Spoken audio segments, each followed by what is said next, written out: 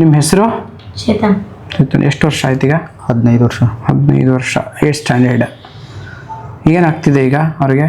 ಅವನಿಗೆ ಕೈಯಲ್ಲಿ ಏನು ಕೆರೆತ ಬರ್ತದೆ, ಮತ್ತೆ ಆ ಥರ ಕೈ ಹೊಡೆಯುತ್ತೆ, ಕಾಲಲ್ಲೂ ಹಾಗೆ ಹೊಡೆಯುತ್ತೆ, ಕೈಯಲ್ಲೂ ಹೊಡೆಯುತ್ತೆ, ರಕ್ತ ಬರುತ್ತೆ, ತುಂಬಾ ಉರಿ ಬರುತ್ತಾ, ನೋವು ಬರುತ್ತಾ, ಕಡ್ತ ಬರುತ್ತಾ?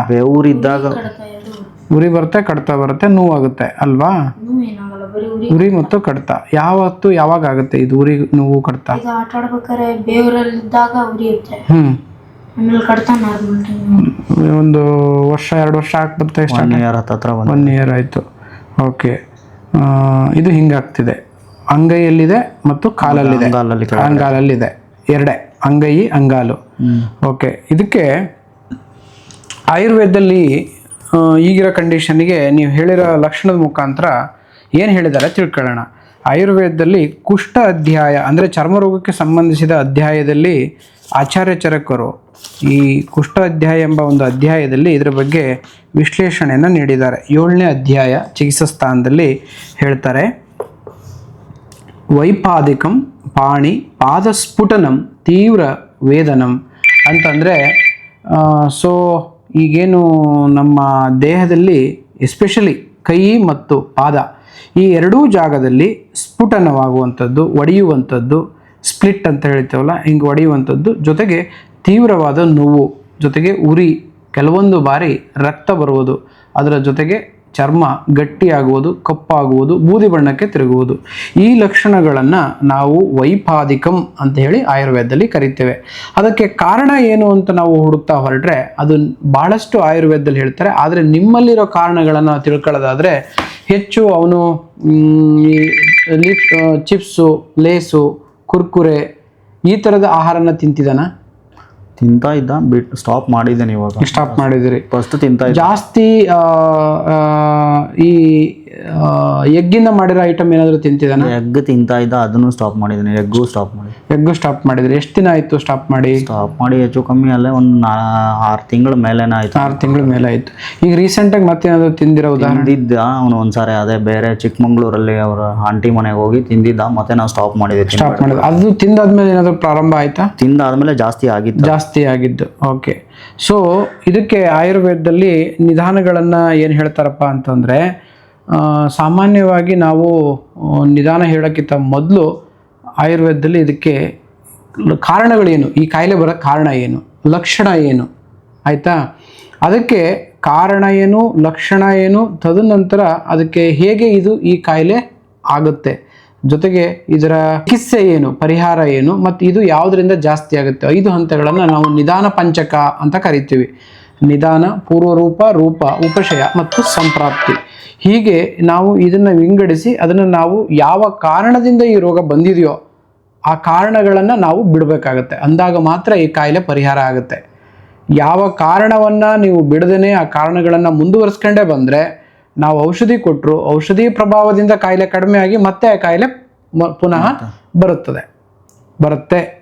ಹಾಗಾಗಿ ನಾನು ಇಲ್ಲೇನು ನಿಮಗೆ ಕಾರಣಗಳನ್ನು ಹೇಳಿದೆ ಅಂದರೆ, ಜಾಸ್ತಿ ಒಬ್ಬ ಮನುಷ್ಯ, ನಾನಿಲ್ಲಿ ಬರೆದಿದ್ದೀನಿ ಏನು ತಿನ್ನಬೇಕು ಏನು ತಿನ್ನಬಾರ್ದು ಅಂತ, ಏನು ಪಾಲಿಸಬೇಕು ಏನು ಪಾಲನೆ ಮಾಡಬಾರ್ದು, ತ್ಯಜಿಸಬೇಕು, ಅವಾಯ್ಡ್ ಮಾಡಬೇಕು, ಏನು ತಿನ್ನಬೇಕು ಏನು ತಿನ್ನಬಾರ್ದು, ಬೆಳಗ್ಗೆ ಏನು ತಿನ್ನಬೇಕು, ಮಧ್ಯಾಹ್ನ, ಸಾಯಂಕಾಲ, ರಾತ್ರಿ ಎಷ್ಟು ಪ್ರಮಾಣ ಊಟ ಮಾಡಬೇಕು, ಇದನ್ನು ನೀವು ಸರಿಯಾಗಿ ಪಾಲಿಸಿದರೆ 50%, 50 ಸಲ ಓದಿದರೆ 50% ಕಾಯಿಲೆ ನಿಮಗೆ ಬರೋದೇ ಇಲ್ಲ.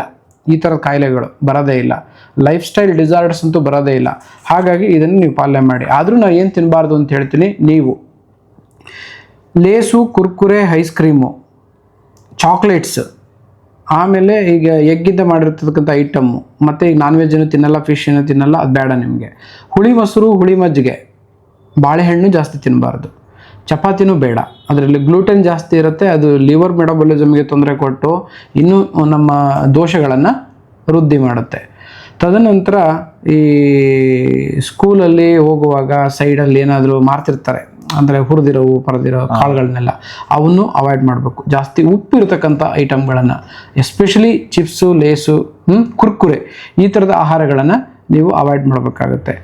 ಆಮೇಲೆ ಆಹಾರದಲ್ಲಿ ಹೆಚ್ಚು ಕೊಬ್ಬರಿ ಎಣ್ಣೆ ಅಥವಾ ಮನೆಯಲ್ಲಿ ಸೂರ್ಯಕಾಂತಿ ಎಣ್ಣೆ ಅಥವಾ ಮನೆಯಲ್ಲೇ ಬಳಸಿರೋ ತುಪ್ಪ, ಇದನ್ನು ಜಾಸ್ತಿ ಉಪಯೋಗಗೊಳಿಸಿ, ಅದು ಒಳ್ಳೆಯದಾಗುತ್ತೆ.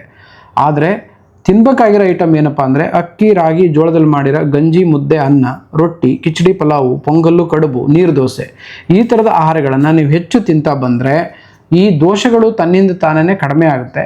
ಈಗಾಗಿರೋ ಕಾಯಿಲೆ ಔಷಧಿ ಪ್ರಭಾವದಿಂದ ಕಡಿಮೆ ಆಗುತ್ತೆ. ಕಾರಣಗಳನ್ನು ಏನು ಬಿಡಬೇಕು ಅಂತ ನಾನು ಹೇಳಿದೆ, ಅವನು ಬಿಟ್ಟರೆ ಆ ಸಂಪ್ರಾಪ್ತಿ ಅಂದರೆ ಹೋಗ್ತಕ್ಕಂಥ ವ್ಯಾಧಿ ನಿಲ್ಲುತ್ತೆ.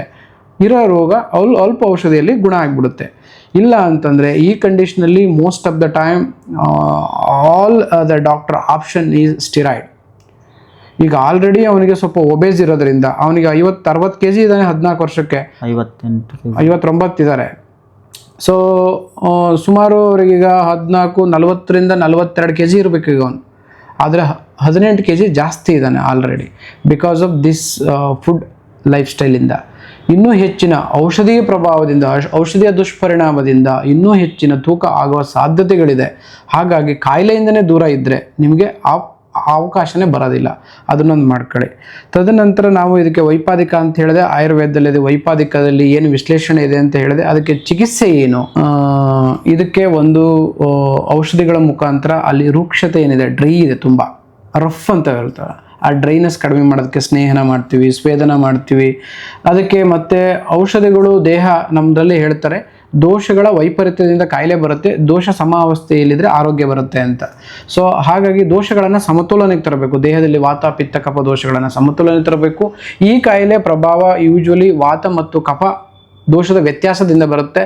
ಎಸ್ಪೆಷಲಿ ಎಲ್ಲ ರಕ್ತವ್ಯಾಧಿಗಳು ಪಿತ್ತ ದೋಷ ಇರಲೇಬೇಕು, ಆದರೆ ಈ ಕಂಡೀಷನಲ್ಲಿ ಮಾತ್ರ ಕಫ ವಾತ ದೋಷ ಪ್ರಧಾನ, ಪಿತ್ತ ಸ್ವಲ್ಪ ಸಪೋರ್ಟಿವ್ ಆಗಿರುತ್ತೆ. ಹಾಗಾಗಿ ನಾವು ವಾತ ಮತ್ತು ಕಫ ದೋಷದ ಮೇಲೆ ಪ್ರಭಾವ ಬೀರುವಂಥ ಔಷಧಿಗಳನ್ನು ಇಲ್ಲಿ ನಾವು ಇವರಿಗೆ ಕೊಡ್ತೇವೆ. ಚರ್ಮದ ಶುಷ್ಕತೆ ಅಂದರೆ ಡ್ರೈ ಆಗೋಂಥದ್ದು, ಚರ್ಮ ದಪ್ಪ ಆಗೋಂಥದ್ದು, ಬಿರುಕುಗಳು ಕ್ರ್ಯಾಕ್ಸ್ ಫಿಜರ್ಸ್ ಅಂತ ಕರಿತೇವೆ, ಅಲ್ಲಿ ನೋವು ಅಥವಾ ಉರಿ, ಕೆಲವೊಮ್ಮೆ ರಕ್ತಸ್ರಾವ, ನಡೆಯುವಾಗ ನೋವು ಹೆಚ್ಚಾಗುತ್ತೆ. ಇವೆಲ್ಲ ಲಕ್ಷಣಗಳಾದರೆ ದೋಷ ನಾನು ಹೇಳಿದೆ ನಿಮಗೆ, ಇದು ಕಫ ಮತ್ತು ವಾತ ದೋಷದಿಂದ ಬರುತ್ತೆ. ನಾವು ಇಲ್ಲಿ ಚಿಕಿತ್ಸೆಗಳನ್ನು ಅದೇ ಆಗ್ತಾ ಇರೋದು, ನಡೆಯೋಕ್ಕಾಗಲ್ಲ, ನಡೆಯೋಕೆ ಹೋದ್ರೆ ಉರಿ ನೋವು ಉರಿ ನೋವು ಬರ್ತದೆ ಅಂತಾನೆ ಅವನು ಮತ್ತೆ ಸ್ಲಿಪ್ಪರ್ ಬಂದು ಬೆಲ್ಟ್ಗೂ ಹಾಕಿದ್ದು. ಆ ಸ್ಲಿಪ್ಪರ್ ಚೇಂಜ್ ಮಾಡಿ ಮಾಮೂಲಿ ನಾರ್ಮಲ್ ಸ್ಮೂತ್ ಇರೋ ಸ್ಲಿಪ್ಪರ್ ಕೊಟ್ಟಿದ್ದೀನಿ. ಓಕೆ. ಅವನಿಗೆ ಈ ಆಗಸ್ಟ್ 15 ಅವನಿಗೆ ಹಾಕಕ್ ಆಗ್ತಾ ಇರ್ಲಿಲ್ಲ. ಅಲ್ಲಿಂದ ನಡೆಯೋದಲ್ಲ, ಅವ್ನು ನಡೆಯೋದೇ ಹಿಂಗೆ ಏನು ಈ ಕುಂಟ್ಕೊಂಡ್ಬರ್ತಾರಲ್ಲ ಆ ತರ ನಡ್ಕೊಂಡ್ಬರ್ತಾರೆ. ಸೊ ಮಲಬದ್ಧತೆ ಇದ್ರೆ ಮಲಬದ್ಧತೆನೂ ಅದನ್ನು ಸರಿ ಮಾಡಕ್ಕೆ ಔಷಧಿ ಕೊಡ್ತೀವಿ. ಸೊ ಅದನ್ನು ಮಾಡಿ ಆಮೇಲೆ ನಮ್ಮಲ್ಲಿ ನಾವೇನು ಔಷಧಿಗಳನ್ನ ಇಲ್ಲಿ ಬರೆದಿದ್ದೀನಿ ಅವೆಲ್ಲ ಔಷಧಿಗಳನ್ನು ಬರೀರಿ. ಅಥವಾ ಇದನ್ನು ಅಲೋಪತಿಯಲ್ಲಿ ನಾವು ಏನು ಹೇಳ್ಬೋದಪ್ಪ ಅಂತಂದರೆ ಸಿರೋಸಿಸ್ ಅಥವಾ ಅಥವಾ ಪಾಮರ್ ಸೋರಿಯಾಸಿಸ್ ಅಂತ, ಪಾಮರ್ ಸೋರಿಯಾಸಿಸ್ ಅಂತ ಕರಿಬೋದು. ಜೊತೆಗೆ ಹೈಪರ್ ಕೆರಾಟೋಸಿಸ್ಸು, ಎಕ್ಸಿಮಾ, ಫಂಗಲ್ ಇನ್ಫೆಕ್ಷನ್, ಹೀಗೆ ಟೀನಿಯಾ ಪೆಡಿಸ್ ಅಂತ ಕರೀತಾರೆ ಫಂಗಲ್ ಇನ್ಫೆಕ್ಷನ್. ಹೀಗೆ ಹಲವಾರು ವಿಧಗಳಲ್ಲಿ ಇದನ್ನು ಕರೀತಾರೆ. ಆಯುರ್ವೇದದಲ್ಲಿ ನನ್ನ ಚಾಯ್ಸ್ ಈ ಮಗುಗೆ ಒಂದು ನಿಂಬಾಮೃತ ಎರಂಡ ತೈಲ. ನಿಂಬಾಮೃತ ಎರಂಡ ತೈಲ ಯಾಕಪ್ಪ ಅಂತಂದರೆ ಗಂಧರ್ವ ಹಸ್ತಾದಿ ತೈಲ ಕೊಡ್ಬೋದಿತ್ತು. ಗಂಧರ್ವ ಹಸ್ತಿ ತೈಲ ಇಲ್ಲಿ ಮೋರನ್ ವಾತದೋಷ ಇದ್ದರೆ ಕೊಡ್ತೀವಿ. ಆದರೆ ಇವನಿಗೆ ಚರ್ಮ ವಿಕಾರ ಆಗಿರೋದ್ರಿಂದ ಕಫದ ಮೇಲೂ ಕೆಲಸ ಆಗಬೇಕು, ವಾತದ ಮೇಲೂ ಕೆಲಸ ಆಗಬೇಕು, ಪಿತ್ತದ ಮೇಲೂ ಕೆಲಸ ಆಗಬೇಕು. ಹಾಗಾಗಿ ನಿಂಬಾಮೃತ ಎರಂಡ ತೈಲ ಜೊತೆಗೆ ಅವರಿಗೆ ಜೀರ್ಣಕ್ರಿಯೆಗೆ ಅನುಗುಣವಾಗುವಂತಹ ಒಂದು ಔಷಧ ಶಂಖ, ಪ್ರವಾಳ, ಸುಕ್ತ, ಭಸ್ಮದಲ್ಲಿ ಮಾಡಿರ್ತಕ್ಕಂಥ ನಮ್ಮದೇ ಆದ ಶ್ರೇಷ್ಠ ಜೀರ್ಣಕ್ರಿಯೆಗೆ ಅನುಕೂಲವಾಗದ ಪ್ರವಾಳಾದಿ ಭಸ್ಮ ಅಂತ ಹೇಳಿ ನಾವು ಮಾಡಿದ್ದೇವೆ, ಅದನ್ನು ಕೊಡ್ತೇವೆ. ಜೊತೆಗೆ ಮಂಜಿಷ್ಟ, ಪ್ಯೂರಿಟಿನ್, ಪಂಚತಿಕ್ತ ಘೃತದಲ್ಲೂ ಆರೋಗ್ಯವರ್ಧಿನಿ ಔಷಧ ಬೆಸ್ಟ್ ಚಾಯ್ಸ್. ಅವರಿಗೆ ತಿಕ್ತಕ ಘೃತ ಕೊಡಬೇಕು. ತಿಕ್ತಕ ಘೃತ ಕೊಟ್ಟರೆ ಅವರಿಗೆ ಈಗ ಕಹಿ ಇರುತ್ತೆ, ತಿನ್ನೋಕ್ಕಾಗಲ್ಲ. ಹಾಗಾಗಿ ನೆಕ್ಸ್ಟ್ ಆಪ್ಷನ್ ಕೊಡೋಣ. ಇನ್ನೊಂದು ನಾನು ಶೋಧಕ್ ಅಂಥೇಳಿ ಸಿರಪ್ ಕೊಟ್ಟಿದ್ದೇನೆ, ಅಂದರೆ ಮಂಜಿಷ್ಟ ಮತ್ತು ಪಂಚನಿಂಬ ಇರತಕ್ಕಂಥ ಔಷಧಿ. ಇದನ್ನು ಹಚ್ಕೊಳ್ಳಿ, ತುಂಬ ಚೆನ್ನಾಗಾಗುತ್ತೆ, ನೋ ಡೌಟ್ ಇನ್ ಇಟ್. ಆದರೆ ಎಕ್ಸ್ಟರ್ನಲ್ ಅಪ್ಲಿಕೇಶನ್ 80% ಒಳಗಡೆ ಶುದ್ಧಿ ಆದರೆ ಹೊರಗಡೆಗೆ 20%. ಅದನ್ನು ನಾನು ಜೀವಂತ್ಯಾದಿ ಯಮಕ ಬೆಸ್ಟ್ ಆ್ಯಂಡ್ ಬೆಸ್ಟ್ ಔಷಧ. ಹಚ್ಚಿದ ತಕ್ಷಣ ಕೈ ಸ್ಮೂತ್ ಆಗುತ್ತೆ. ಕಟ್ಫಾರ್ ಅಂತ 3 ದಿನದಲ್ಲಿ ಕೈ ಸಾಫ್ಟ್ ಆಗುತ್ತೆ.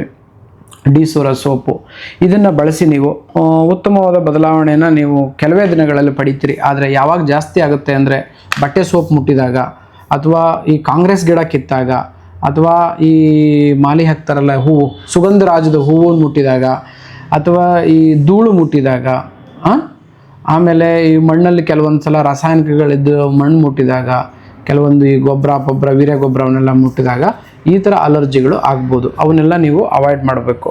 ಸೊ ನಾನು ನಿಮಗೆ ತಿಳಿಸಿದಂತೆ ಒಂದು ಯಾವ ಕಾರಣಕ್ಕೆ ಕಾಯಿಲೆ ಬಂತೋ ಅದನ್ನು ನಿಲ್ಲಿಸಬೇಕು.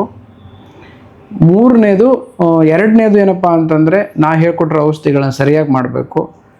ಆಮೇಲೆ ಯಾವುದನ್ನು ನಾವು ಫಾಲೋ ಮಾಡೋಕ್ಕೆ ಹೇಳಿದೆವೋ ಅದನ್ನು ಫಾಲೋ ಮಾಡೋದ್ರ ಜೊತೆಗೆ ಆಹಾರ ವಿಹಾರನ ಫಾಲೋ ಮಾಡೋದ್ರ ಜೊತೆಗೆ ಈ ಬಂದಿರೋ ಎಲ್ಲ ಸಮಸ್ಯೆಗಳನ್ನು ಸರಿ ಮಾಡ್ಕೋಬೇಕು ಅಂತಂದರೆ ನಿಧಾನ ಬಿಡಬೇಕು, ಆಹಾರ ವಿಹಾರ ಪಾಲನೆ ಮಾಡಬೇಕು, ಔಷಧಿಗಳನ್ನು ಸರಿಯಾಗಿ ಮಾಡಬೇಕು. ಒಂದು ಸ್ವಲ್ಪ ಧ್ಯಾನ ಮಾಡೋಕ್ಕಾದ್ರೆ ಮೆಡಿಟೇಷನ್ ಮಾಡಬೇಕು. ಯಾಕಂದರೆ ದೋಷಗಳು ಇಂಬ್ಯಾಲೆನ್ಸ್ ಆಗಿದ್ದು ಬ್ಯಾಲೆನ್ಸ್ ಆಗಬೇಕು. ಮೋರ್ ಇದಕ್ಕೆ ಆಟೋ ಇಮ್ಯೂನ್ ಡಿಸಾರ್ಡರ್ಸ್ ಅಂತಲೂ ಹೇಳ್ತಾರೆ. ಅಂದರೆ ತನ್ನಿಂದ ತಾನೇ ದೇಹದಲ್ಲಿರ್ತಕ್ಕಂಥ ಸೆಲ್ಸೇ ದೇಹವನ್ನು ವಿರೋಧಿಸ್ದಂಗೆ, ಹಾಗಾಗಿ ಇದು ಕಾಯಿಲೆನೇ ಬರುತ್ತಂತೆ. ನೆಕ್ಸ್ಟ್ ಆಪ್ಷನ್ ಬೇರೆ ಬೇರೆ ಥರದ ಇರುತ್ತೆ. ಆದರೆ ಇವರಿಗೆ ಇಷ್ಟು ಔಷಧಿಗಳನ್ನು ಮಾಡಿ 15 ದಿವಸದಲ್ಲಿ ಚೇಂಜಸ್ 100ಕ್ಕೆ 100 ಬರುತ್ತೆ. No doubt in it. 15 ದಿನ ಆದಮೇಲೆ ನಿಮ್ಮದು ನೋಡೋಣ. ಪಾದದಲ್ಲಿ ತೀವ್ರವಾದ ಉರಿ ಬರ್ತಾ ಇದ್ದರೆ, ಕಡ್ತ ಬಂದರೆ ನಮ್ಮನ್ನು ಬೇಗ ಬಂದು ನೀವು ಕಾಣ್ಬೋದು. ಅದರಿಂದ ನಾವು ಮುಂದಿನ ಶೋಧನ ಚಿಕಿತ್ಸೆ ಅಂತ ಕರಿತೀವಿ. ಇದು ಶಮನ ಚಿಕಿತ್ಸೆ, ಶೋಧನ ಚಿಕಿತ್ಸೆ ಅಂತ ಕರಿತೀವಿ. ಅಲ್ಲಿ ಅವರಿಗೆ ಚಿಕಿತ್ಸೆ ಮಾಡೋಣ. ನಿಮ್ಮಂತಲೇ ಭಾಳಷ್ಟು ಮಕ್ಕಳು ಇವರಿಗೆ ಈ ಥರ ಸಮಸ್ಯೆಯಿಂದ ಬಂದಿದ್ದಾರೆ. ಮತ್ತು ದೊಡ್ಡವ್ರಿಗೂ ಬರ್ತಾರೆ. ಅವ್ರಿಗೆ ಎಸ್ಪೆಷಲಿ ಅಂಗೈ ಮತ್ತು ಅಂಗಾಲು ಎರಡರಲ್ಲೇ ಇರ್ತಕ್ಕಂಥದ್ದು. ಅದಕ್ಕೆ ಆಯುರ್ವೇದದಲ್ಲಿ ವೈಪಾದಿಕ ಅಂತ ಹೇಳ್ತೀವಿ. ವೈಪಾದಿಕ ಕ್ಯೂರಬಲ್, ಕ್ಷುದ್ರ ಕುಷ್ಠದಲ್ಲಿ ಇದು ತುಂಬ ಚೆನ್ನಾಗಿ ಮಾಡ್ಬೋದು. ಏನು ಹೆದರ್ಕೊಳ್ಳೋದೇನು ಬೇಡ. ಔಷಧಿ ಸರಿಯಾಗಿ ಮಾಡಿ. ಇವತ್ತು ಭಾನುವಾರ, ಸುಮಾರು ನಿಮ್ಮ ಸ್ಪೆಷಲ್ ಕರೆಗೆ ನಾನು ಬಂದಿದ್ದೆ. ಇವತ್ತು ಭಾನುವಾರ ಯೂಶ್ವಲಿ ಬರಲ್ಲ. ಸೊ ಔಷಧಿ ಸರಿ ಮಾಡಿ, ಒಳ್ಳೆಯದಾಗುತ್ತೆ. Thank you.